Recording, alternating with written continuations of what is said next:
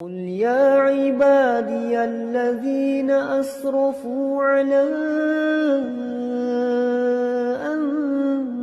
أنفسهم لا تقنطوا من رحمة الله يا أيها الذين آمنوا اتقوا الله حق تقاته ولا تموتن إلا وأنتم مسلمون يا أيها الناس اتقوا ربكم الذي خلقكم من نفس واحدة وخلق منها زوجها وبث منهما رجالا كثيرا ونساء واتقوا الله الذي تساءلون به والأرحام إن الله كان عليكم رقيبا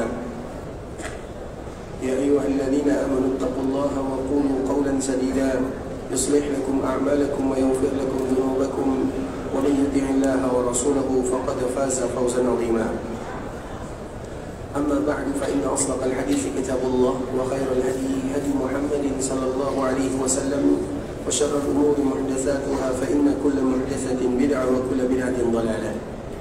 إخوة الإسلام saudaraku muslimin, para tetamu Allah rahimani wa rahimakumullah. Alhamdulillah, kita selalu bersyukur kepada Allah Subhanahu wa taala dengan memuji dan memuja Rabbul Izzati wal Jalalah, Allah yang senantiasa melimpahkan karunia, kasih sayang, taufik dan hidayah kepada kita bersama. Dan di antara bentuk kita bersyukur kepada Allah Subhanahu wa taala, kita jadikan semua nikmat yang Allah berikan dalam rangka mendekatkan diri kepada Allah Subhanahu wa taala.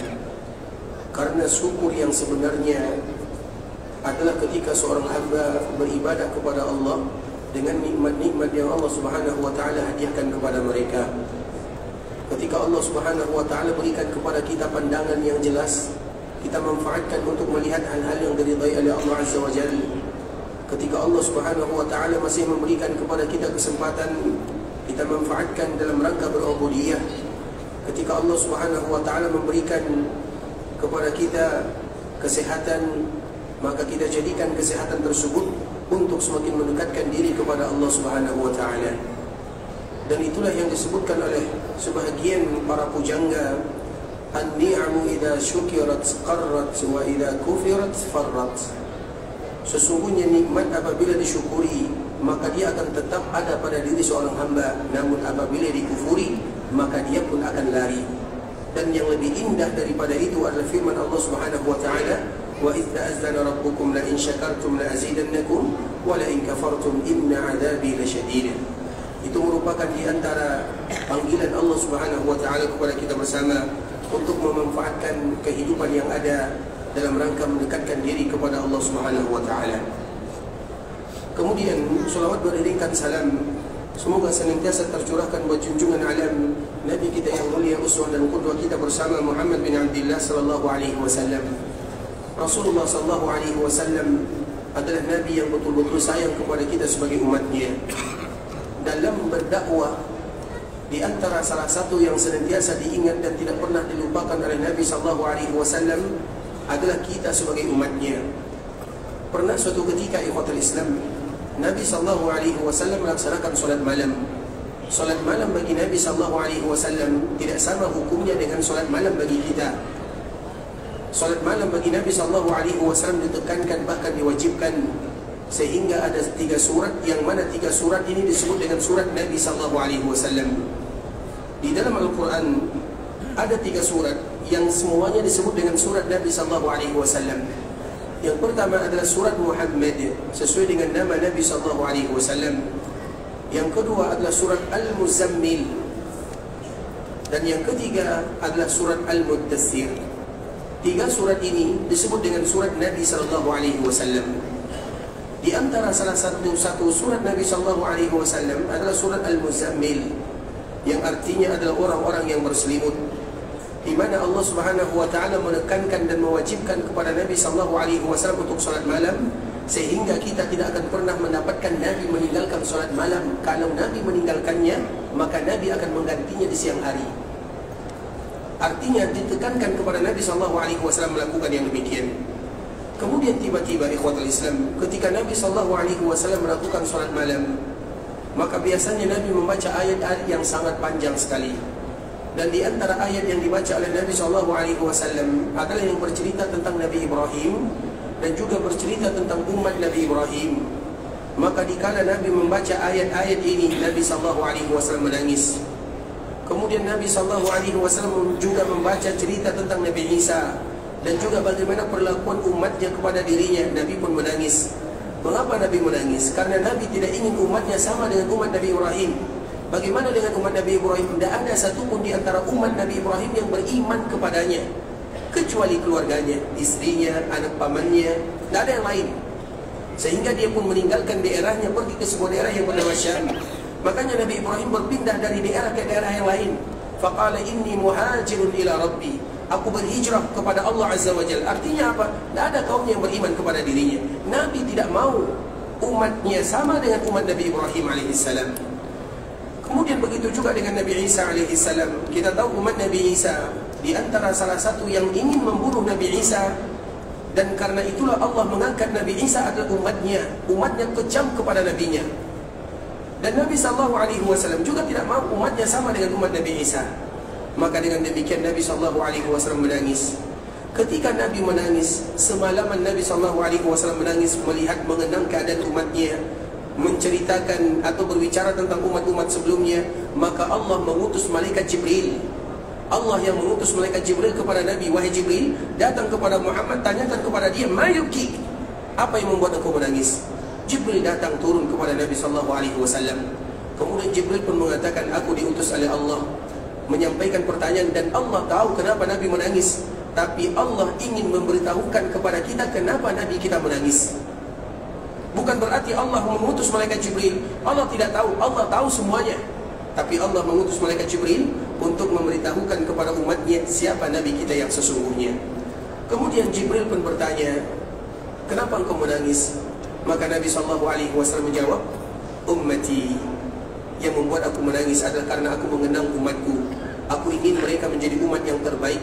Aku tidak ingin mereka sama dengan umat-umat sebelumnya. Sehingga aku menangis, bermohon, meminta kepada Allah agar umatku diberikan kebaikan dan kebaikan kepada mereka. Kemudian malaikat Jibril kembali kepada Allah Subhanahu wa taala, dan Allah tahu apa jawaban Nabi. Kemudian Allah pun kembali mengutus malaikat Jibril dengan perkataan yang sangat indah. Jibril pun kembali kepada Nabi menyampaikan firman Allah. Maka dikala Jibril sampai kepada Nabi, Jibril pun mengatakan, Allah berfirman, inna sanurdika fi ummatika wa la nasu'uk. Wahai Muhammad, sesungguhnya Allah mengatakan, sesungguhnya kami akan membuat engkau ridha, bangga, bahagia dengan umatmu, dan kami tidak akan pernah membuat engkau kecewa terhadap mereka sebagaimana kecewanya nabi-nabi sebelumnya terhadap umatnya. Dan itulah makna daripada firman Allah Subhanahu wa taala, wala sawfa yu'tika rabbuka fatarda. Dan Allah akan selalu memberikan Nabi SAW sampai membuat Nabi ridha dan bangga dengannya. Dan di antara salah satu yang Allah berikan kepada Nabi adalah umatnya. Sehingga di antara hadiah yang paling indah untuk umat Nabi SAW, bahawa surga akan diisi oleh 120 saf, dan 80 saf dari penduduk surga itu berasal dari umat Muhammad bin Abdullah. Artinya 2/3% atau 2/3 dari penduduk surga itu berasal dari umat Nabi SAW. Dan semoga kita termasuk di antara salah satunya. Itu merupakan di antara kasih sayang yang luar biasa dari Nabi SAW kepada kita bersama. Sehingga Allah memberikan kemudahan kepada kita dibandingkan dengan umat-umat sebelumnya. Ada tetesan air mata dari Nabi SAW. Bukan demikian saja, Allah Subhanahu wa taala memberikan kepada kita kelebihan. Banyak kelebihan-kelebihan yang Allah berikan kepada umat Nabi SAW yang tidak didapatkan oleh umat-umat sebelumnya. Tapi kelebihan itu tidak datang begitu saja, ada yang memintanya. Dan di antara salah satu yang memintanya adalah Muhammad bin Abdullah, Nabi kita yang tercinta sallallahu alaihi wasallam. Oleh karenanya ikhwatul Islam, di antara kewajiban yang tidak boleh kita lalaikan, bagaimana kita mengenang, mengingat, senantiasa ingin bersama Nabi sallallahu alaihi wasallam. Dan di antara salah satu caranya adalah dengan selalu dan senantiasa mengucapkan salam dan salawat kepada Rasulullah sallallahu alaihi wasallam. Allahumma salli ala Muhammad wa ala ali Muhammad كما صليت على إبراهيم وعلى آل إبراهيم إنك حميد مجيد. اللهم بارك على محمد وعلى آل محمد كما باركت على إبراهيم وعلى آل إبراهيم إنك حميد مجيد. Ikhwatul Islam, saudara kaum muslimin, para tetamu Allah rahimani wa rahimakumullah. Pada kesempatan kali ini Allah Subhanahu wa taala kembali berikan kesempatan kepada kita duduk di dalam Masjid Nabawi untuk kembali melanjutkan pembahasan kita yang sebelumnya, masih berkaitan dengan keutamaan yang ada di kota Madinah. Karena memang di antara salah satu keutamaan yang ada di kota Madinah, bahwa Madinah disebut dengan Al-Mahfuzah. Di antara salah satu kenikmatan yang ada pada kota Madinah adalah kota yang dijaga oleh Allah Subhanahu wa taala sampai kiamat terjadi. Maka di antara salah satu nama kota Madinah adalah Al-Mahfuzah. Dan Al-Mahfuzah itu artinya adalah daerah yang dijaga oleh Allah Azza wa Jalla. Allah Subhanahu wa taala menjaga kota Madinah dari orang-orang yang ingin membuat makar di sana. Siapapun yang membuat makar, maka Allah akan lenyapkan mereka sebagaimana hilangnya garam dikala dimasukkan ke dalam air. Allah Subhanahu wa taala juga akan menghilangkan dari kota Madinah orang-orang yang melakukan kemunafikan dan kefasikan. Sebagaimana juga kota Madinah dijaga oleh Allah Subhanahu wa taala dari hal-hal yang menyimpang dalam masalah agama. Agama pun akan dijaga oleh Allah Subhanahu wa taala di kota Madinah, karena memang agama wahyu dari Allah Subhanahu wa taala dan juga sunnah-sunnah Nabi sallallahu alaihi wasallam mulai berkembang dan mekar mulai atau diawali dari kota Madinah. Sehingga di antara bentuk penjagaan Allah Subhanahu wa taala kepada kota Madinah, Allah Subhanahu wa taala akan menjaga agama yang akan ada di kota Madinah. Artinya ikhwatul Islam, bahwa Islam akan senantiasa mekar dan jaya di kota Madinah. Dan itu adalah bentuk dari penjagaan Allah Subhanahu wa taala terhadap kota Madinah. Wajar ikhwatul Islam, karena itu merupakan Madinah merupakan kotanya Rasulullah sallallahu alaihi wasallam. Sehingga ibadah ketika kita berada di kota Madinah akan dijaga oleh Allah Azza wa Jalla. Mengapa demikian ikhwatul Islam? Terutama di dalam ibadah, sebagaimana yang sebelumnya telah kita jelaskan, ketika kita beribadah, maka kita tidak boleh melewati dua perkara yang harus kita perhatikan baik-baik. Yang pertama, setiap kali kita beribadah, maka kita melihat bagaimana keikhlasan di dalam jiwa dan raga. Setiap kali kita beribadah, maka pasanglah niat di sana. Niat itu adalah sesuatu yang penting. Jadikan semua niat karena Allah Subhanahu wa taala. Dan orang yang melakukan ibadah karena Allah dan juga untuk dilihat dan dipandang oleh orang lain, maka Allah Subhanahu wa taala tidak akan menerima amal ibadah yang mereka lakukan. Terkhusus ibadah yang mulia ini ikhwatul Islam, ibadah yang luar biasa, ibadah umrah, datang ke tanah haram Makkah Madinah, kita beribadah kepada Allah. Maka di saat itulah kita betul-betul menjaga hati, menata niat agar semuanya dijadikan untuk Allah Subhanahu wa taala. Kita datang ke sini mengeluarkan semuanya, keluarga kita tinggalkan, harta kita korbankan, tenaga kita berikan demi mencapai ridha Allah Subhanahu wa taala. Kita tidak ingin terbesit di dalam hati, oh fulan bin fulan dia adalah seorang bapa haji, ibu haji. Tidak. Oh fulan bin fulan dia sedang beribadah di Mekah, di Madinah. Tidak, itu yang kita inginkan. Kalau ada yang memuji tanpa meminta, itu kabar gembira dari Allah Subhanahu wa taala di dunia. Tapi kita tidak pernah menginginkan yang demikian. Karena kita tahu ikhwatul Islam, di antara salah satu yang paling menjatuhkan anak Adam adalah dengan pujian. Makanya di dalam agama kita tidak boleh memuji saudara di depan mukanya. Kalau kita ingin memuji, puji di belakangnya. Tapi kalau di depan muka, apa kata Nabi? Kalau ada di antara saudara kalian yang memuji kalian di depan kalian, ambil pasir, campakkan ke mukanya. Kenapa demikian? Untuk menghilangkan godaan rayuan syaitan. Karena kita ini hatinya lemah. Kita pantang dipuji, itu berbahaya. Kenapa demikian? Lebih baik kita melakukan yang demikian daripada semua amal ibadah kita hilang dan tidak diterima oleh Allah Subhanahu wa taala. Dan syaitan tahu kelemahan kita semuanya. Kita tahu ikhwatul Islam, ketika dialog terjadi antara Allah Subhanahu wa taala dengan iblis, nenek moyangnya syaitan. Ketika Allah Subhanahu wa taala menjadikan dia sebagai sesuatu yang terlaknat, terlaknat itu artinya terjauh, jauh dari semuanya, jauh dari rahmat Allah, jauh dari kasih sayang Allah, jauh dari surga Allah Azza wa Jalla. Maka dia meminta permintaan kepada Allah, Rabbi anzirni ila yaumi yub'atsun. Ya Allah, karena engkau telah melaknat diriku, engkau jauhkan diriku dari surga, maka aku punya permintaan.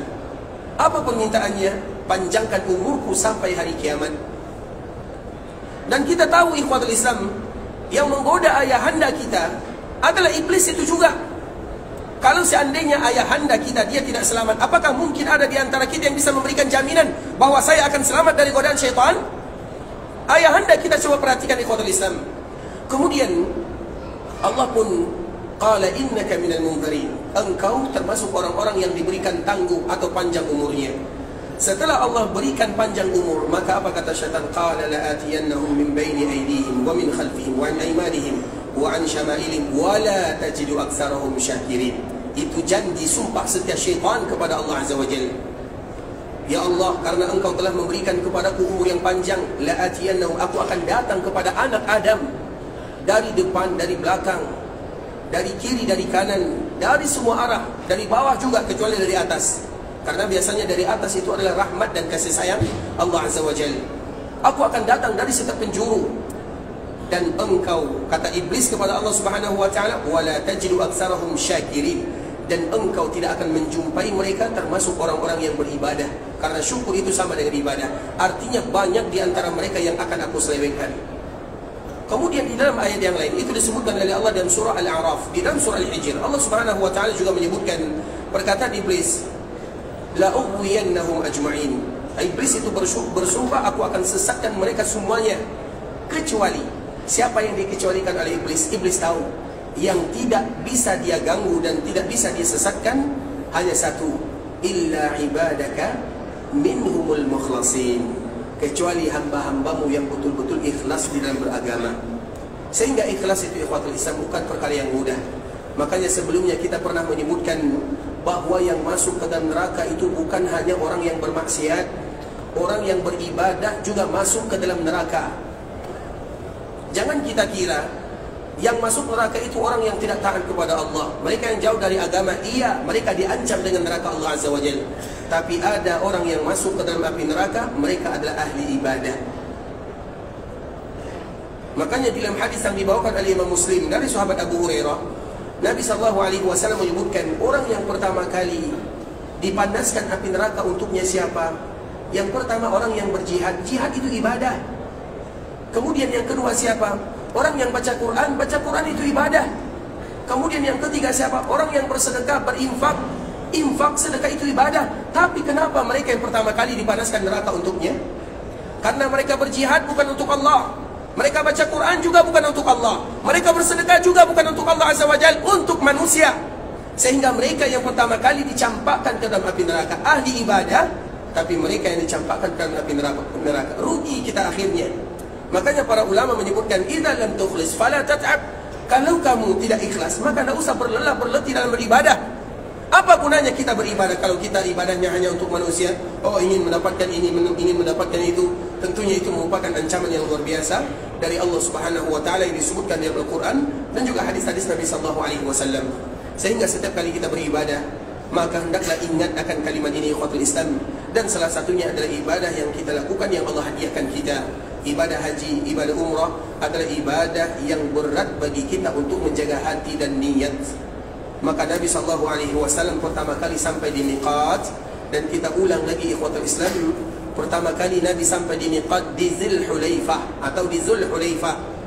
Maka setelah Nabi mengucapkan labbaik Allahumma hajjan, labbaik Allahumma umratan wa hajja, karena Nabi ingin melaksanakan haji qiran. Haji qiran itu umrah dan langsung melaksanakan ibadah haji.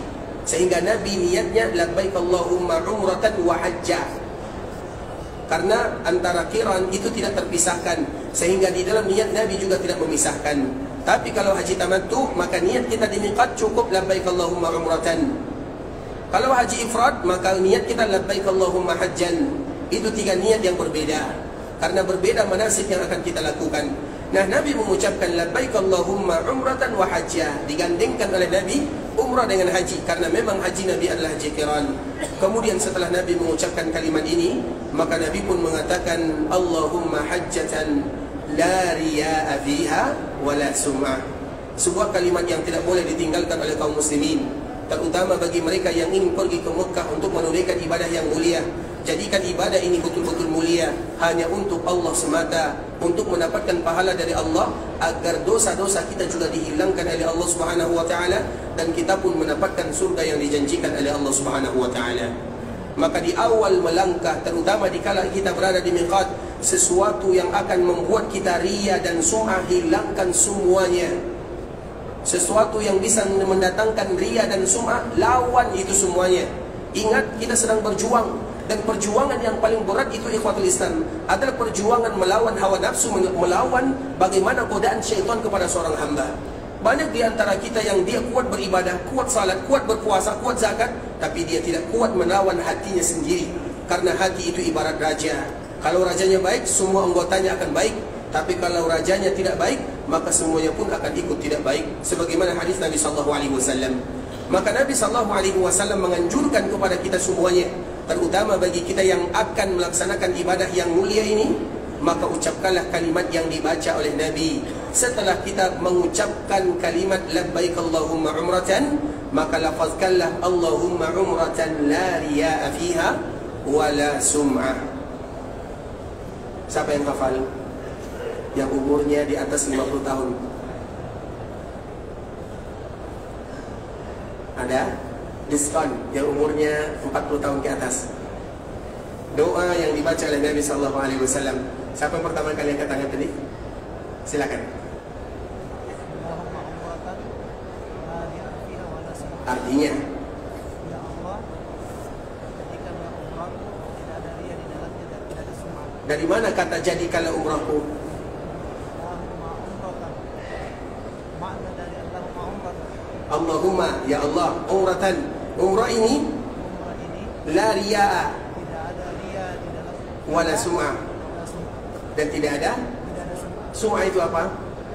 Terdengarkan. Masya Allah, barakallahu fiik, syakarallahu lakum, hafizakumullah. Silakan, Masya Allah, barakallahu fiik. Barakallahu fiikum, jika khairan. Itu harus dipahami oleh semua mereka yang ingin melaksanakan ibadah yang mulia ini, ikhwatul Islam. Awaliyalah ibadah yang akan kita lakukan dengan kalimat yang indah ini, Allahumma umratan atau Allahumma hajjan la riya'a fiha wala sum'ah. Makanya di dalam kalimat ini Allah menyebutkan atau Nabi menyebutkan la riya'a. Kalimat la di sini, ikhwatul Islam, disebut dengan la nafi. La di dalam bahasa Arab ada 3 tingkatan, dan tingkatan yang paling kuat disebut dengan la nafi. Dan la nafi itu jugalah dipakai dikala kita mengucapkan kalimat tauhid, la ilaha illallah, la riya'a fiha wala sum'ah. Itu disebut dengan la nafi. Karena kalau la itu ada la nafi, ada la nahi. Kalau nahi itu larangan, jangan lakukan ini. Biasanya di dalam kaedah manusia, apabila kita dilarang jangan lakukan ini, maka ada kesempatan bagi kita untuk melakukannya. Dan itu semuanya kita maklumi, ikhwatul Islam, kalau itu larangan. Tetapi di sini bukan dilarang, dinafikan. Dinafikan itu betul-betul tidak ada. Makanya itulah di dalam kalimat Allahumma hajjatan la riya, betul-betul tidak ada riya sedikit pun, wala sum'ah. Sebuah kalimat yang sangat indah yang dianjurkan bagi kaum muslimin, terkhusus bagi kita yang ingin melaksanakan ibadah umrah atau ibadah haji dan ibadah umrah, diawali dikala kita sampai di miqat Allahumma hajjatan la riya fiha wala sum'ah. Tapi ikhwatul Islam, kemudian yang kedua, syarat yang kedua di dalam kita beribadah, kita juga harus tahu sebagaimana yang disebutkan oleh Abu Ali Fudail bin Iyad rahimahullahu taala, bahwa di dalam setiap kita beribadah maka kita harus tahu aturan mainnya. Di dalam ibadah itu, ikhwatul Islam, ada aturan-aturan yang telah disebutkan oleh Nabi SAW. Sebagaimana kemarin telah kita contohkan perkataan Umar bin Khattab radhiyallahu taala anhu berkaitan dengan ramal. Ramal itu artinya berlari-lari kecil. Maka Umar mengatakan, fama lirramal, apa gunanya kita ramal? Kemudian Umar juga mengatakan, syai'un sana'ahu Nabi sallallahu alaihi wasallam fala nuhibbu an natrukah. Sesuatu yang dilakukan oleh Nabi sallallahu alaihi wasallam, maka kita tidak mau meninggalkannya. Artinya apa yang Nabi lakukan kita lakukan, apa yang Nabi tinggalkan maka kita tidak melakukannya. Dan akan kita kembali memberikan contoh ikhwatul Islam. Karena pembahasan kita ingin memberikan contoh terhadap ibadah yang mulia ini. Dan kemarin pembahasan kita adalah berkaitan dengan tawaf. Tawaf itu ikhwatul Islam, dikala kita ingin melaksanakan ibadah umrah, kalimat talbiyah yang kita ucapkan, kalau kita sudah melihat bangunan Ka'bah yang begitu indah, maka selesai habis waktunya kita mengucapkan labbaik Allahumma labbaik, labbaik la syarika laka labbaik.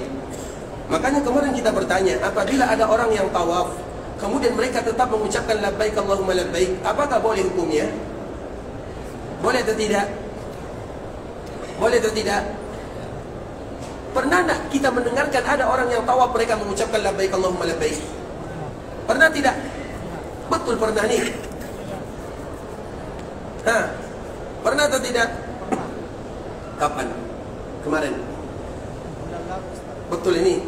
Siapa saksinya? Saya, Ustaz. Berarti dia dengar sendiri. Tapi ikhwatul Islam, labbaik Allahumma labbaik. Dikala kita ingin melakukan ibadah umrah, batas akhirnya dikala kita ingin memulai tawaf, habis waktunya. Kalau habis waktunya, kemudian tetap kita ucapkan, maka itu namanya expire. Bisa dipahami? Membaca bismillah boleh atau tidak? Boleh atau tidak? Tapi kalau kita sedang buang hajat, boleh atau tidak? Waktunya habis. Begitu juga contoh kita kemarin kan, membaca Allahu Akbar setelah kita salat, boleh atau tidak? Membaca Allahu Akbar, kita salat Assalamualaikum warahmatullahi, Assalamualaikum warahmatullahi, kita baca Allahu Akbar, Allahu Akbar, boleh atau tidak? Boleh atau tidak? Tidak boleh. Waktu itu tidak boleh. Bukan berarti tidak boleh membaca Allahu Akbar, tapi momennya, waktunya tidak pas. Karena setelah salat yang kita baca adalah Astaghfirullah. Begitu juga dikala kita tawaf, labbaik Allahumma labbaik. Habis kalau kita melihat Ka'bah al-Musyarrafah, kalau seandainya kita melakukan ibadah umrah. Kalau kita melakukan ibadah haji, maka terakhir kita mengucapkan kalimat ini dikala kita melontar jamarat Aqabah pada tanggal 10 Zulhijjah, habis waktunya. Makanya di tanggal 11, apabila ada orang yang mengatakan labbaik Allahumma labbaik, kita katakan itu salah. Bukan kalimatnya salah, waktunya yang salah. Bisa dipahami semuanya? Sehingga batasan mengucapkan labbaik Allahumma labbaik itu artinya bagus. Itu kalimat tauhid, kalimat yang disukai oleh Allah Azza wa Jal. Kalimat di mana kita menundukkan diri berubudiyah kepada Rabbul Izzati wal Jalalah. Tapi kalau kita sudah melihat Ka'bah al-Musyarrafah, habis waktunya. Kenapa demikian? Karena tawaf ada lagi bacaan yang lain. Artinya bacaan umum yang lain, bukan bacaan ini. Makanya kemarin kita selesai di dalam masalah tawaf ikhwatul Islam. Terutama di awal kita tawaf, maka dianjurkan bagi kita untuk menyentuh Hajar Aswad kalau seandainya kita mampu menciumnya. Kalau tidak bisa, maka kita mencium sesuatu yang memegangnya. Kalau juga tidak bisa, maka cukup dengan memberikan isyarat kepada Hajar Aswad tersebut. Kemudian dikala kita tawaf ikhwatul Islam, ini merupakan di antara kesamaan tawaf dengan salat sebagaimana yang disebutkan oleh Nabi SAW, bahwa tawaf itu sama dengan ibadah salat. Makanya dulu, kenapa Nabi menyamakan yang demikian? Dulu ikhwatul Islam, kita perhatikan ketika terjadi perbedaan salat tarawih. Dan ini asal muasalnya agar kita tahu. Salat tarawih, kalau Nabi SAW dalam hadis yang dibawakan oleh ibunda kita Aisyah, Nabi tidak pernah melebihi salat malam lebih daripada 11 atau lebih daripada 13. Itu hadis ibunda Aisyah radhiyallahu ta'ala anha. Kenapa ada 11? Kenapa 13? Yang berbeda itu witirnya. Karena kadang-kadang Nabi witir 3 rakaat, kadang-kadang Nabi witir 5 rakaat. Namun salat malam Nabi tetap 8, tidak ditambah oleh Nabi SAW. Itu hukum asalnya. Kemudian ikhwatul Islam, Nabi SAW meninggal, maka ditambah. Kenapa ditambah di kota Madinah? Orang Mekah mereka tidak menambahnya. Karena memang dulu walaupun 8 rakaat salatnya, tapi selesainya juga tetap hampir sahur. Bisa dipahami? Kalau kita 40 rakaat pun selesainya tetap jam 10. Itu perbedaannya. Kalau dulu tetap 8 rakaat, tapi mereka tetap membaca ayat-ayat yang panjang. Orang-orang Mekah ikhwatul Islam, karena salat tarawih itu adalah artinya salat istirahat, santai. Artinya santai kita membaca Al-Quran. Kalau ada orang yang cepat-cepat membaca Al-Quran, berarti tidak tarawih namanya. Tarawih itu santai, artinya santai dalam gerakan, santai dalam bacaan, semuanya santai. Maka baru disebut dengan tarawih. Sebentar lagi kita akan melaksanakan Ramadan, dan semoga kita betul-betul bisa bersantai dengan ayat-ayat Allah Subhanahu wa taala. Kesempatan kita untuk mendengarkan Al-Quran 30 juz, kapan lagi kita akan mendengarkannya? Membaca juga tidak, mendengarkan juga tidak. Apa yang kita ingin lakukan dengan ayat-ayat Allah Subhanahu wa taala? Kemudian ikhwatul Islam, orang-orang Mekah dikala mereka bersantai, mereka memanfaatkan santai ini dengan tawaf. Dan tawaf itu sama dengan salat. Maka diketahui oleh orang-orang Madinah, kita tahu ikhwatul Islam, Mekah Madinah, mereka adalah orang yang tidak pernah bersatu dalam ibadah. Arti tidak pernah bersatu, mereka selalu bersaing. Dan bersaing inilah yang dianjurkan bagi kita melakukannya. Dan ini sifat yang mulia dalam bersaing. Apabila ada saudara mau bersedekah, kita pun ikut bersedekah. Apabila ada orang yang beribadah, kita tidak mau kalah dalam ibadah. Mekah Madinah, demikian juga mereka berlomba di dalam beribadah kepada Allah Azza wa Jal. Maka dikala orang-orang Mekah mereka melakukan salat tarawih, kemudian di sela-sela salat tarawih, karena banyak santainya, Misalnya setiap 4 rakaat mereka istirahat lama, maka mereka bertawaf di sana. Kemudian nanti mereka bertawaf lagi sebelum witir. Kemudian dikala mereka tawaf, maka dilihat oleh orang-orang Madinah. Orang-orang Madinah, mereka tidak bisa tawaf karena tawaf itu hanya di Ka'bah Al-Musyarrafah. Apabila ada orang yang tawaf di selain Ka'bah Al-Musyarrafah, maka tidak tawaf namanya. Kalimat tawaf hanya satu saja di dunia, yaitu kalimat tawaf yang dilakukan di Ka'bah Al-Musyarrafah. Tidak ada yang namanya tawaf di sini, tawaf di sana, tawaf di situ. Tidak ada kalimat tawaf. وَلْيَطَّوَّفُوا بِالْبَيْتِ الْعَتِيقِ. Kata Allah Subhanahu wa taala di dalam surat Haji, namanya suratul Hajj. Hendaklah kalian tawaf hanya di Baitul Atiq saja, karena di antara salah satu nama Ka'bah adalah Al-Atiq. Al-Atiq itu artinya rumah lama, kuno kalau bahasa kitanya. Rumah lama karena memang itu rumah yang pertama kali ada di dunia. Maka Allah menamakan dengan Al-Atiq. Atiq itu adalah nama lain daripada Ka'bah Al-Musyarrafah. Nah, ketika orang-orang Makkah tawaf, maka seolah-olah mereka mendapatkan ibadah yang berlebih. Mereka salat juga, tawaf juga. Orang Madinah, dikala mereka salat tarawih, kemudian mereka duduk santai sambil baca Quran, sambil berzikir, mereka tidak mendapatkan tawaf. Maka pada akhirnya mereka menambah salatnya. Karena salat itu sama dengan tawaf. Tawaf itu sama dengan salat. Makanya kalau ada di antara kita yang ingin pergi ke Ka'bah Al-Musyarrafah dengan tujuan bertawaf, maka gugur kewajiban salat sunat baginya. Makanya pertama kali kita masuk ke dalam Ka'bah Al-Musyarrafah, apakah ada salat sunat tahiyat bagi kita? Tidak ada, kita langsung tawaf di sana. Karena tawaf itulah tahiyatnya. Tapi bagi mereka yang ingin tawaf, kalau ada di antara kita yang masuk ke tanah haram Makkah, Madinah, tidak ingin tawaf, maka tetap melakukan salat tahiyat. Bisa dipahami semuanya? Tapi kalau ada di antara kita yang tidak ingin tahiyat, namun dia ingin tawaf, maka tawaflah, karena tawaf itu ganti daripada tahiyat. Nah, itulah persamaannya ikhwatul Islam. Sehingga orang-orang Madinah pada akhirnya mereka menambah jumlah rakaatnya, sehingga orang Makkah tawaf tambahannya, orang Madinah rakaat tambahannya. Sehingga kalau ada di antara kita yang misalnya salat tarawih, ada di antara kita yang salat 8, silahkan. Ada yang salat 20 juga, silahkan. Ada yang 36, ahlan. Ada yang 40, silahkan juga. Tidak menjadi masalah. Yang masalah itu, apa yang masalah? Betulnya tidak salat masalah. Yang masalah itu yang tidak puasanya. Tadi ikhwatul Islam, artinya begitulah hukum asal tawaf. Maka Nabi menyamakan tawaf itu sama dengan salat. Hanya saja di dalam tawaf boleh bagi kita berbicara, sedangkan di dalam salat tidak boleh bagi kita berbicara, kecuali kalimat-kalimat yang telah diajarkan oleh baginda Nabi yang mulia Muhammad bin Abdullah sallallahu alaihi wasallam. Kemudian juga ikhwatul Islam, di antara kesamaan tawaf dengan salat itu adalah bagaimana kita betul-betul menjaga agar wudu kita tidak batal. Ikhwatul Islam, saudara kaum muslimin, Nabi sallallahu alaihi wasallam menyamakan tawaf dengan salat. Di antara salah satunya adalah bagaimana kita menjaga wudu tidak batal. Kalau ada di antara kita yang batal wudunya, maka jangan tawaf. Artinya berhenti dulu.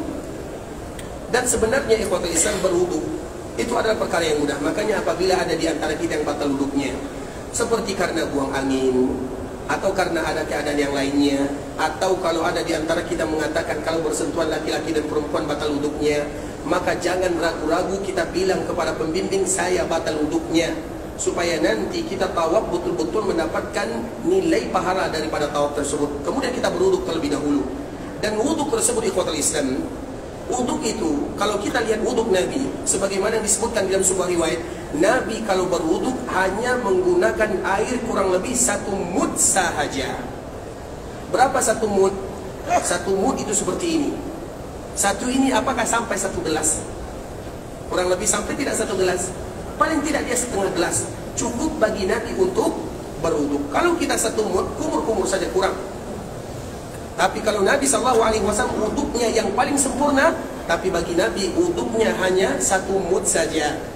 Dan Nabi kalau mandi wajib itu hanya 1 sa' atau lebih sedikit. Kemudian 1 sa' itu berapa? 1 sa' itu 4 mud. 1, 2, 3, 4, bahkan 5 atau 6, itu maksimalnya. Itu kalau mandi wajib. Sehingga hadis ini dikala didengarkan oleh sebahagian sahabat, kalau demikian tidak cukup bagi diriku. Apa kata sahabat yang meriwayatkan hadis ini? cukup bagi orang yang lebih panjang rambutnya dari kamu. Karena memang di antara salah satu sifat Nabi, rambut Nabi SAW panjang. Artinya kalau kita bayangkan bagaimana hanya satu sak saja cukup mandi wajib, tapi cukup bagi Nabi SAW. Demikian juga dikala kita tawaf, kalau kita batal, wuduk itu tidak mesti airnya mengalir, cukup basah selesai. Kita basuh muka, tangan, bisa basuh kepala, kemudian kaki, selesai. Saking mudahnya, artinya agar kita mendapatkan pahala yang luar biasa dikala kita tawaf. Karena memang hampir kata sepakat, kita tidak mengatakan ijma', tapi hampir kata sepakat semua para ulama mengatakan kalau ada yang batal wuduknya, maka wajib bagi dia untuk mengulang wuduknya, terutama dikala dia tawaf. Karena tawaf di Ka'bah Musyarrafah wajib hukumnya berwuduk. Sedangkan sa'i, kalau ada di antara kita yang batal wuduknya, tidak menjadi masalah. Yang masalah itu hanya dikala kita tawaf. Maka itulah yang disamakan oleh Nabi SAW. Dan kita tahu yang membatalkan wuduk bisa jadi kita buang angin, atau keadaan yang lainnya, atau sebahagian kaum muslimin apabila ada di antara mereka yang menganggap kalau bersentuhan laki-laki dan perempuan batal wuduknya, maka hendaklah mereka betul-betul menjaga dirinya di sana. Karena memang dalam permasalahan yang ikhwatul Islam, apakah batal wuduk kita kalau menyentuh perempuan atau kalau menyentuh wanita, batal wuduknya atau tidak? Kalau ada di antara kita mengatakan batal, tidak menjadi masalah.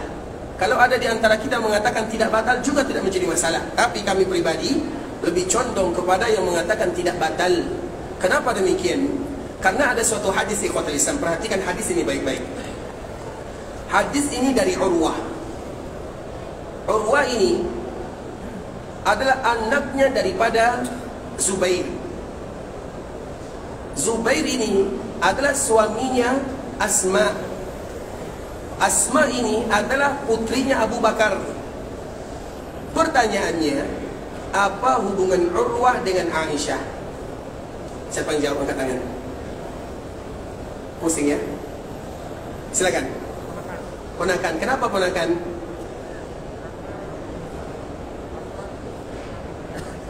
Karena Asma adiknya Aisyah. Asma ini adiknya Aisyah atau kakaknya Aisyah? Baik, Masya Allah, barakallahu fiik. Kakaknya. Masya Allah, silakan, barakallahu fiik. Asma ini kakaknya ibunda kita Aisyah radhiyallahu taala anha. Kakaknya Aisyah, berarti Urwah ini ponakannya Aisyah. Kenapa demikian? Karena hadis ini adalah hadis yang diriwayatkan oleh ibunda Aisyah. Kemudian Urwah yang meriwayatkannya. Aisyah berbicara dengan Urwah. Agar kita tahu, Urwah laki-laki, Aisyah perempuan. Kenapa mereka bisa berbicara? Karena Urwah ini adalah ponakannya. Berarti ponakan itu mahram atau tidak? Mahram. Sehingga ibunda kita Aisyah kadang-kadang menceritakan cerita keluarganya atau cerita yang dia alami dengan Nabi SAW kepada Urwah. Dan itu perkara yang biasa. Karena itu adalah mahramnya, ponakannya. Kecuali kalau kepada orang lain, karena ini masalah keluarga. Dan ini seolah-olah disebutkan oleh para ulama ikhwatul Islam. Berarti seolah-olah hukum asalnya masalah keluarga tidak boleh diceritakan kepada siapapun, kecuali kalau ada masalah di sana. Apapun yang dialami oleh sebuah keluarga, kalau seandainya mereka ada sesuatu ketidakcocokan, maka tidak boleh mereka keluarkan. Ataupun kebahagiaan, kita bahagia dengan keluarga, alhamdulillah, tapi tidak boleh kita ceritakan kepada orang lain. Begitu juga kita ada masalah, juga sembunyikan, cukuplah antara kita dengan pasangan yang menghadapinya atau yang menikmatinya. Begitu juga, karena ini pernah ikhwatul Islam, pernah suatu ketika, dan ini pernah kami ceritakan, Aisyah ada masalah dengan Nabi. Aisyah ini istri yang unik, yang paling disayangi oleh Nabi SAW, namun sifatnya unik. Kadang-kadang ada masalah, satu-satunya istri atau istri yang kadang-kadang ada masalah dengan Nabi adalah ibunda Aisyah radhiyallahu taala anha. Kemudian masalah itu tidak selesai. Kalau tidak selesai, bagaimana cara keluar jalan keluarnya? Maka harus dicari orang ketiga. Maka ketika itu ikhwatul Islam, Nabi menawarkan, siapa yang kamu inginkan yang menjadi orang ketiga kita? Maka Aisyah terdiam. Kemudian Nabi mengatakan, apakah kamu suka kalau yang menjadi orang ketiga kita adalah Abu Bakar As-Siddiq? Tentu Aisyah mau, karena itu adalah orang tuanya. Di sini ada pelajaran baru. Kalau kita ada masalah dengan pasangan, kadukan kepada mertua, terutama terhadap pasangan, jangan kepada orang lain, apalagi di media sosial. Nah kemudian akhirnya dipanggil Aisyah atau dipanggil Abu Bakar As-Siddiq radhiyallahu taala anhu. Dikala Abu Bakar dipanggil, maka alhamdulillah selesai masalah Nabi dengan ibunda kita Aisyah. Kemudian Nabi memerintahkan, karena setelah akur, kalau bahasa kitanya, setelah mereka berdamai itu tentu ada syukurnya. Maka Nabi SAW memerintahkan Anas bin Malik untuk membeli sebuah atau membeli makanan lah atau buah-buahan. Dan Abu Bakar pulang. Kemudian di perjalanan Abu Bakar berselisih dengan Anas bin Malik. Maka Abu Bakar bertanya, ini makanan buah-buahan ini untuk siapa? Maka Anas mengatakan untuk Nabi dan Aisyah. Abu Bakar yang tadi ingin pulang kembali kepada Nabi SAW dan Aisyah. Kemudian apa kata Abu Bakar As-Siddiq? Kalian memanggil diriku dikala kalian ada masalah, tapi dikala kalian ada syukuran kalian tidak panggil aku. Karena Abu Bakar tidak dipanggil dikala menikmati makanan-makanan ini. Artinya apa ikhwatul Islam? Kalau seandainya Allah berikan nikmat bagi keluarga kita, keluarga yang harmonis, tidak usah diungkapkan kepada orang lain. Karena itu nikmat dari Allah. Dan nikmat itu dijaga baik-baik, bukan diungkapkan kepada orang lain. Begitu juga kalau seandainya ada masalah, juga jangan diceritakan kecuali kalau demi kemaslahatan. Nah begitu juga dengan ibunda kita Aisyah. Aisyah ini menceritakan sesuatu momen yang paling indah yang dialami dengan Nabi SAW kepada Urwah. Urwah ini ponakannya, biasa, karena ini masalah keromantisan. Apa kebiasaan Nabi SAW? Nabi itu ikhwatul Islam, terutama untuk ibunda kita Aisyah, kadang-kadang ada candaan-candaan yang betul-betul indah. Nabi SAW suatu ketika ingin melaksanakan ibadah salat, namun Aisyah berdiri di pintunya, artinya tidak mau membiarkan Nabi SAW keluar. Kemudian setelahnya, maka Nabi SAW pun mencium ibunda Aisyah radhiyallahu taala anha. Setelah Nabi menciumnya, maka tentu Aisyah bahagia dengannya. Kemudian setelah itu Nabi pun keluar, dan pintu masjid dengan pintu Nabi itu sama. Kemudian Nabi keluar dari pintu rumahnya, masuk ke dalam Masjid Nabawi. Kalau Nabi sudah masuk, maka Bilal akan berdiri, Allahu Akbar, Allahu Akbar, syahadu an la ilaha illallah, syahadu anna Muhammadar Rasul, artinya iqamat. Dan Nabi pun langsung mengucapkan Allahu Akbar, artinya Nabi langsung jadi imam. Pertanyaannya, apakah Nabi menyentuh Aisyah atau tidak? Bukan menyentuh lagi, mencium. Tapi batal nggak uduk Nabi SAW? Tidak. Artinya ikhwatul Islam, kalau ada di antara kita yang mengatakan wuduk Nabi batal dengannya, atau kalau bersentuhan wuduk kita batal, juga tidak menjadi masalah. Karena memang para ulama itu berbeda, ayatnya sama. Kenapa para ulama mereka berbeda? Yang satu mengatakan kalau bersentuhan laki-laki dan perempuan maka batal wuduknya, yang lain mengatakan tidak batal wuduknya. Ayat yang mereka pakai sama. Ayat yang ada dalam surah Al-Maidah, aula mastumun nisa, atau kalian menyentuh perempuan maka batal wuduk kalian. Kalimat lamasa di dalam bahasa Arab artinya saling bersentuhan. Biasanya kalau menyentuh itu saling atau hanya dari satu pihak. Dari satu pihak maka tidak batal wuduknya. Itu dalilnya. Artinya orang yang bersentuhan dari satu pihak, tidak mungkin mereka sengaja, terutama dikala kita tawaf. Apakah ada di antara kita yang betul-betul sengaja dikala kita tawaf sengaja menyentuh wanita? Tidak ada di antara kita yang sengaja. Artinya kita ingin tawaf, bukan menyentuh. Nah itulah arti daripada kalimat lamasa au lamastumun nisa. Karena Allah memakai bahasa yang indah di dalam Al-Quran, sehingga Allah tidak mau menyebutkan secara terus terang, maka Allah sebutkan dengan bahasa lamasa, saling bersentuhan. Saling bersentuhan itu bahasa indah untuk orang suami dan istri, itu bahasanya. Tapi bagi mereka yang mengatakan, oh tidak, tetap batal wuduknya. Kenapa? Ayat yang sama, tapi qiraatnya berbeda. Itulah gunanya qiraat. Dan salah satu yang menyebabkan para ulama tafsir mereka berbeda di dalam menafsirkan ayat, begitu juga dengan hadis Nabi SAW, salah satunya adalah qiraat. Salah cara bacanya berbeda, maka berbeda pula maknanya. Di dalam qiraat yang lain disebutkan au masastum. Masasa itu artinya menyentuh dari satu pihak atau dari dua pihak, sama-sama menyentuh. Nah para ulama yang mengatakan kalau menyentuh perempuan batal wuduknya, mereka memakai qiraat ini. Dan salah satunya adalah ulama-ulama atau ulama-ulama Syafi'iyah. Nah kalau ada di antara kita mengatakan kalau menyentuh perempuan batal wuduknya, tidak menjadi masalah. Tapi ingat konsekuensinya, dikala dia tawaf, kalau seandainya menyentuh perempuan atau disentuh, maka hendaklah mereka menyiapkan air. Tapi kalau seandainya bagi mereka yang mengatakan tidak, maka tidak menjadi masalah. Karena tidak ada di antara kita yang sengaja untuk menyentuh lawan jenis. Sehingga nanti ikhwatul Islam, tapi kami pribadi tentunya lebih condong kepada pendapat yang mengatakan tidak batal wuduknya, apalagi bagi kita yang datang umrah berpasangan atau dengan istri atau dengan keluarga. Karena momen yang paling indah adalah momen di mana kala kita dengan keluarga kita sama-sama beribadah, berubudiyah kepada Allah Subhanahu wa taala. Jangan nanti dikala kita umrah, yang satu di sana, yang satu di belakang sana. Kitalah yang paling bertanggung jawab untuk menjaga keluarga kita ataupun putri-putri kita semuanya.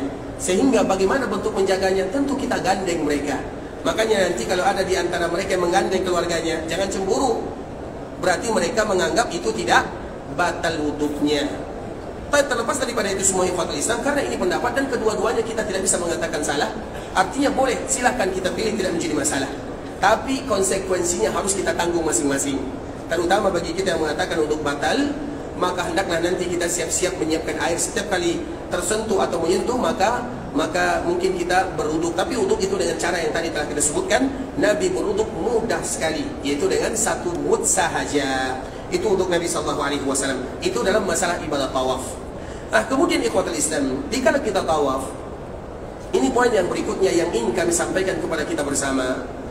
Dikala kita tawaf ikhwatul Islam, itu adalah momen di mana kita bermunajat kepada Allah Subhanahu wa taala. Momen di mana mata kita ini tertuju ke bangunan yang pertama kali ada di dunia, Ka'bah al-Musyarrafah.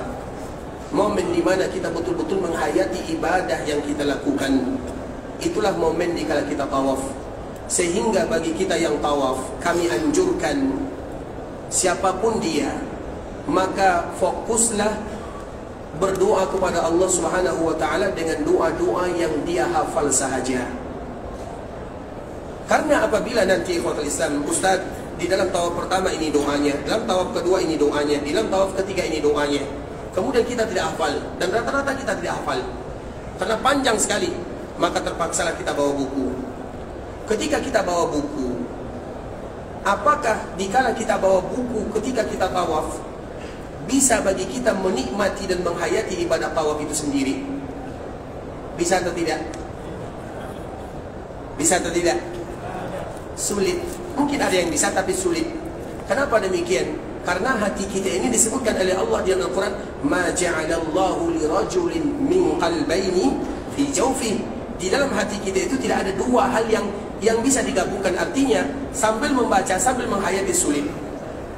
Makanya anjuran kami pribadi ikhwatul Islam, iya kita belajar manasik, iya kita mengetahui ini doa yang harus kita baca. Namun dikala kita sudah melaksanakan ibadah, eksekusi ibadah, maka semua catatan-catatan kita tinggalkan semuanya.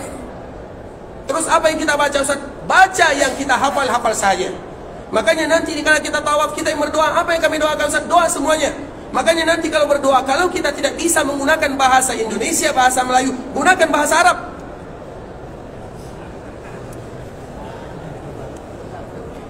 Terbalik ya. Karena memang bahasa Arab doa yang paling bagus. Iya atau tidak? Doa yang paling bagus itu adalah doa Nabi SAW. Makanya kalau kita tidak hafal doa kecuali satu kata saja, Allahumma gfirli, cukup bagi kita mengucapkan kalimat ini. Kemudian kita mengucapkan ya Allah, Allahumma gfirli. Kalau kita juga tidak bisa bahasa Arab, pakai bahasa yang kita pahami.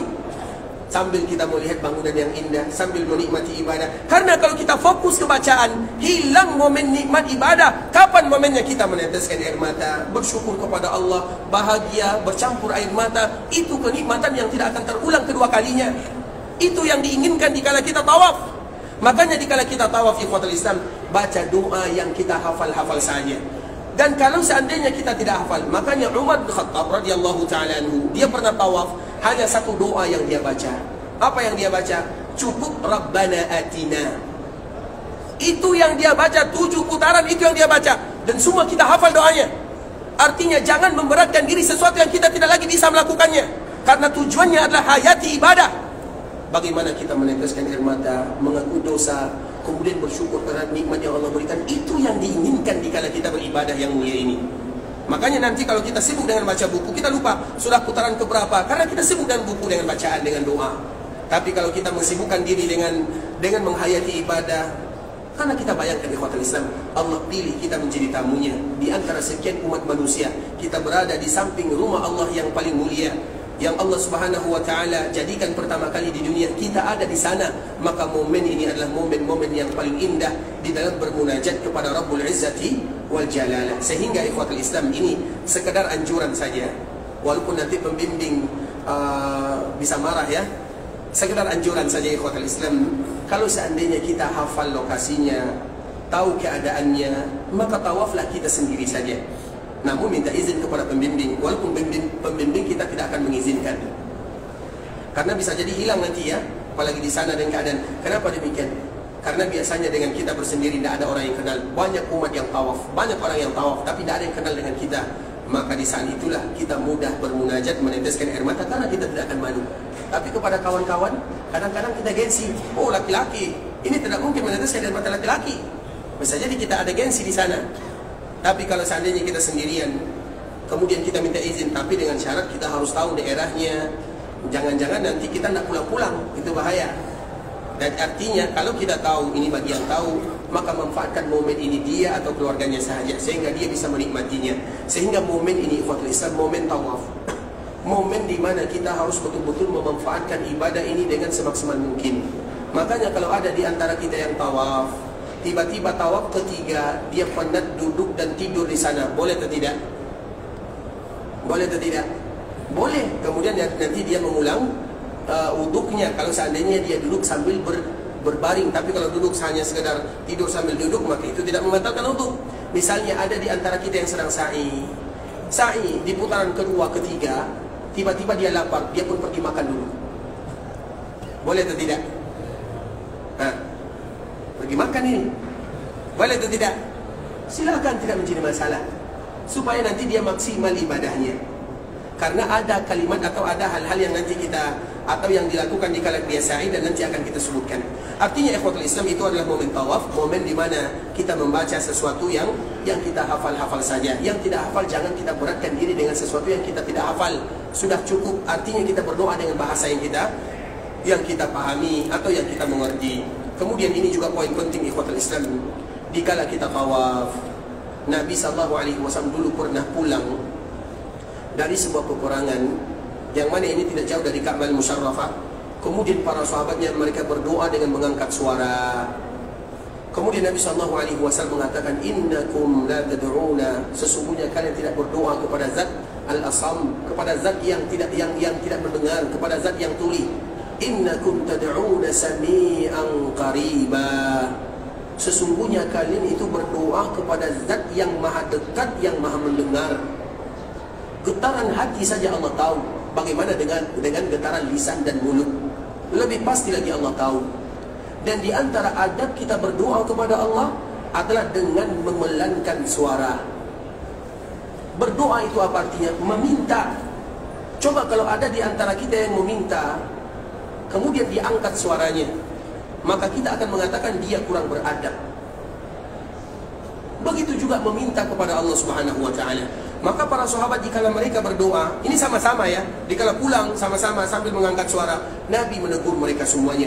Kalian tidak berdoa meminta berzikir kepada zat yang jauh, kepada zat yang tuli, tidak. Innakum tad'una sami'an qariba, kalian itu berdoa kepada zat yang dekat dengan kalian, yang maha mendengar. Dan Allah maha mendengar semuanya ikhwatul Islam. Kita contohkan sebuah riwayat. Ada sebuah riwayat ikhwatul Islam, dan ini riwayat adalah salah satu penyebab turunnya surat Al-Mujadilah. Kita tahu surat Al-Mujadilah juz 28 awalnya, Sami Allah, di awal laqad sami Allahu, itu awalnya disebut dengan surat Al-Mujadilah.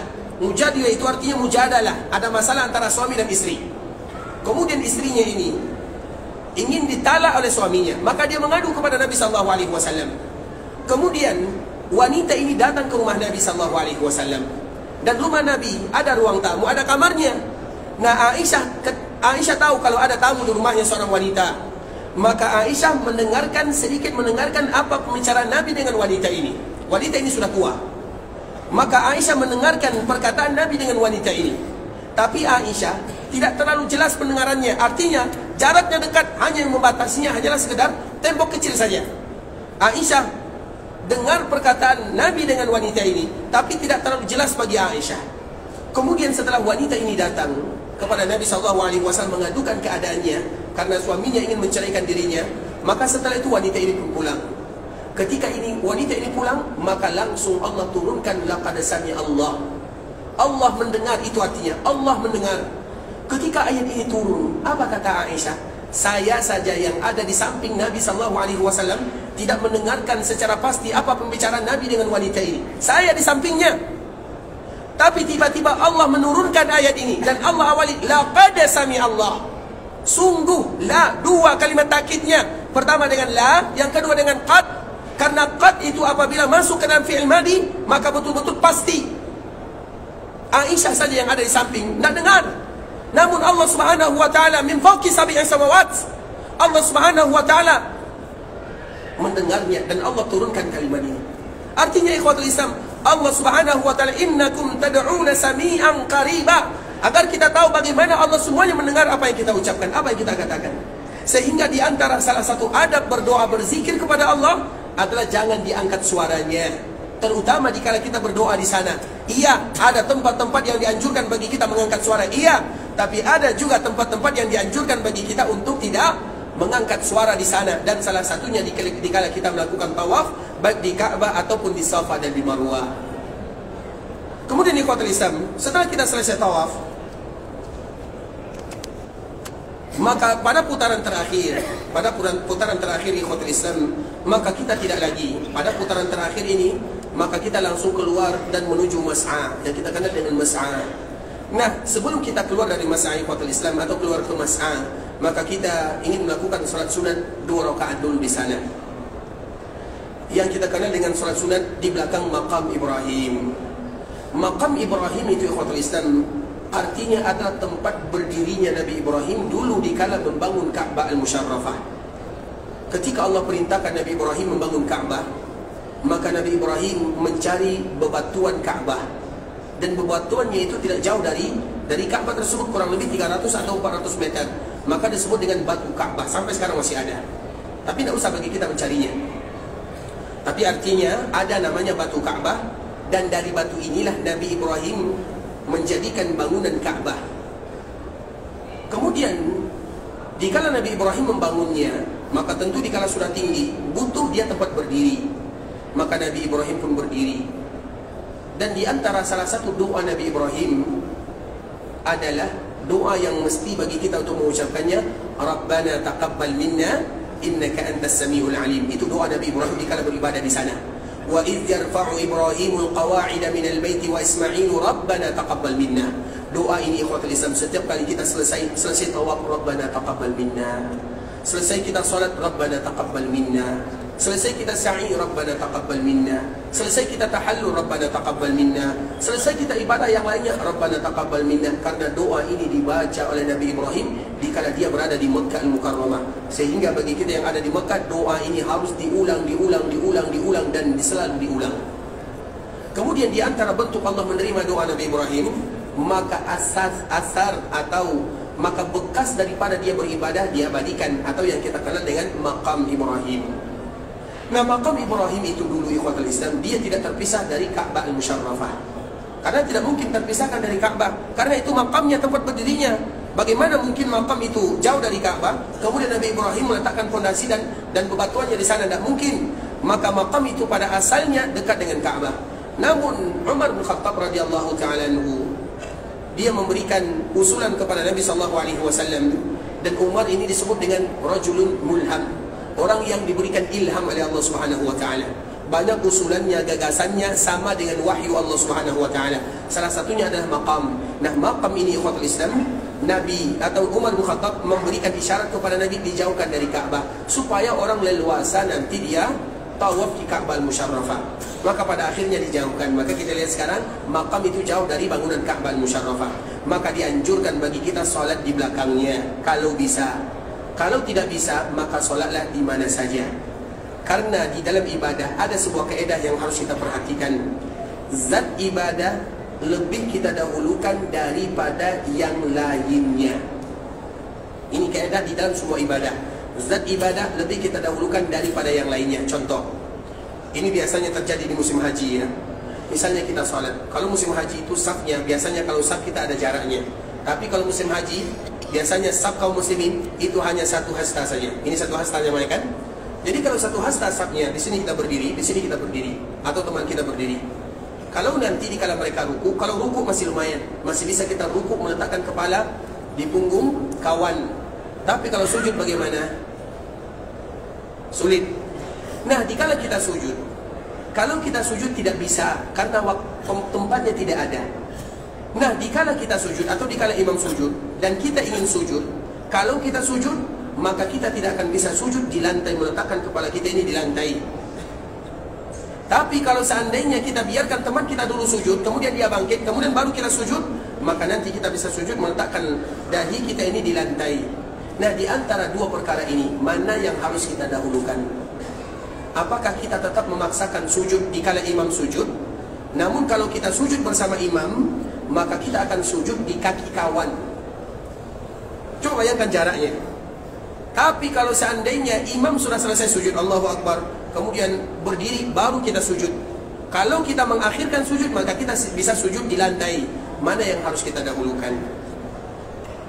Sujud bersama imam, walaupun resikonya kita sujud di punggung kawan atau di kaki kawan, atau sujud setelah imam berdiri, namun kita tetap sujud di lantai. Mana yang harus kita dahulukan? Mana kira-kira? Paham contohnya? Terutama dikala kita sempit, terutama di musim haji, itu sempit sekali ikhwatul Islam. Begitu juga di bulan Ramadan, itu sempit sekali. Sujud pun susah. Nah, kalau kita paksakan diri sujud bersama imam, maka kita tidak bisa sujud di lantai. Tapi kalau kita sujud setelah imam berdiri, berarti kita tidak ikut imam, tapi kita bisa sujud di lantai. Mana yang harus kita dahulukan, ikut imam atau tidak ikut imam?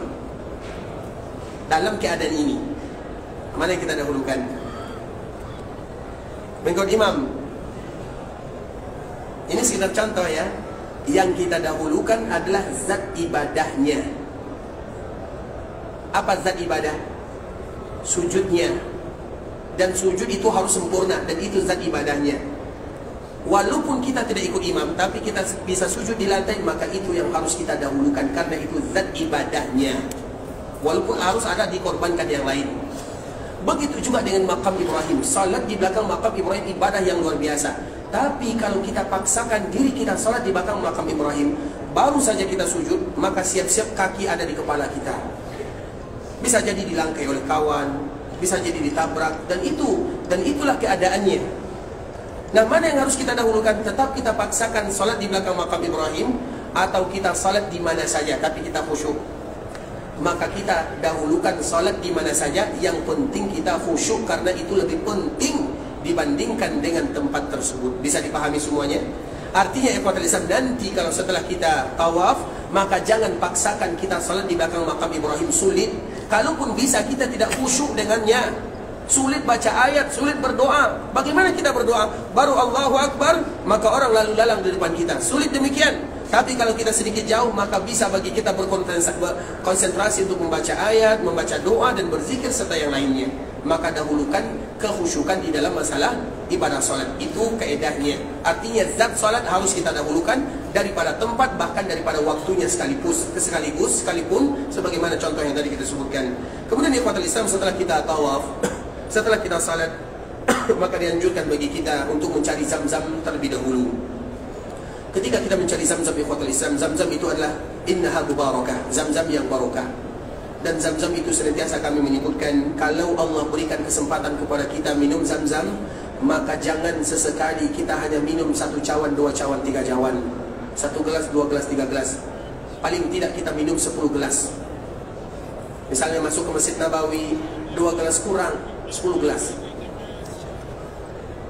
Iya atau tidak? Karena memang Nabi SAW menyebutkan hatta yatadalla. Hendaklah kalian minum zam-zam sampai kalian tidak bisa lagi minum yang lain. Nah, dikala kita diberikan kenikmatan oleh Allah bisa menikmati zam-zam, maka nikmatilah zam-zam tersebut sampai yatadalla. Dan waktu yang paling bagus minum zam-zam ikhwatul Islam adalah setelah kita salat fajar. Setelah salat fajar, kemudian nanti kita salat-salat syuruk, kemudian setelahnya kita ingin keluar ke hotel, maka minumlah zam-zam. Berapa yang harus diminum sebanyak-banyaknya? Bisa 10-10, bisa 20-20, bisa 30-30 cawan. Bisa atau tidak? Sulit di awal, tapi akan mudah di akhirnya. Karena kita tidak ada lagi kegiatan. Dan itu adalah di antara bentuk Zam-Zam yang paling bagus. Maka Zam-Zam itu adalah air yang paling barokah, memberikan kesehatan, memberikan kesembuhan. Semuanya diberikan karena itu adalah innaha mubarakah, kata Nabi SAW. Makanya selalu kami menceritakan ketika kami menjelaskan hadis ini, ikhwatul Islam, ada sebagian teman saudara kita dari Malaysia, dia pun mengatakan, dikala kami mengatakan tentang Zam-Zam, dia pun bertanya, Ustaz, apakah betul hadis yang bercerita tentang Zam-Zam harus kita tidak boleh minum kecuali puas? Karena di antara salah satu orang yang tidak puas, di antara salah satu sifat kemunafikan adalah mereka tidak pernah puas dengan Zam-Zam. Kita tidak mau demikian. Kita ingin betul-betul menjadi umat Nabi yang terhilang dari sifat ini. Maka salah satu obatnya adalah Zam-Zam.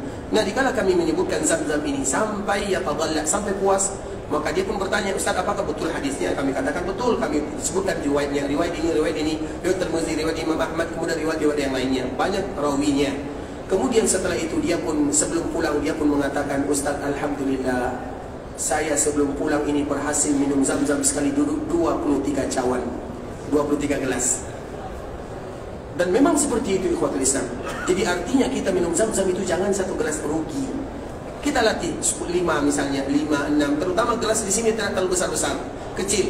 Artinya kita melatih karena memang itu merupakan sunnah Nabi. Salah satunya adalah dikala kita selesai melaksanakan salat 2 rakaat, kemudian kita sebelum sa'i, maka kita dianjurkan minum Zam-Zam dan menyiramkan Zam-Zam di atas kepala sambil membaca doa, Allahumma inni as'aluka ilman nafi'a wa rizqan tayyiba wa shifaan min kulli da. Itu ada doa untuk minum Zam-Zam. Siapa yang hafal? Kalau tidak hafal, besok kita lanjutkan. Tapi khawatir Islam, saudara kaum muslimin, para tetamu Allah rahimani wa rahimakumullah, sampai di sini pembahasan yang bisa kami jelaskan. Semoga Allah Subhanahu wa taala memberikan kekuatan kepada kita bersama untuk selalu beribadah kepada Allah, dan semoga ibadah umrah yang kita lakukan dijadikan umrah mabrurah, umrah yang mendekatkan diri kita kepada Allah, umrah yang akan menjadikan dosa-dosa kita akan gugur, umrah yang akan menjadikan kita mendapatkan pahala yang begitu besar, umrah yang akan bisa mengantarkan kita ke dalam surga Allah Subhanahu wa taala. Kita tutup dengan doa kafaratul majlis. Subhanakallahumma bihamdika asyhadu an la ilaha illa anta astaghfiruka wa atubu ilaik. Wa sallallahu wa sallim ala nabiyyina wa habibina wa khalilina wa sayyidina Muhammadin wa ala alihi wa sahbihi wa sallam tasliman katsira. Assalamualaikum warahmatullahi wabarakatuh.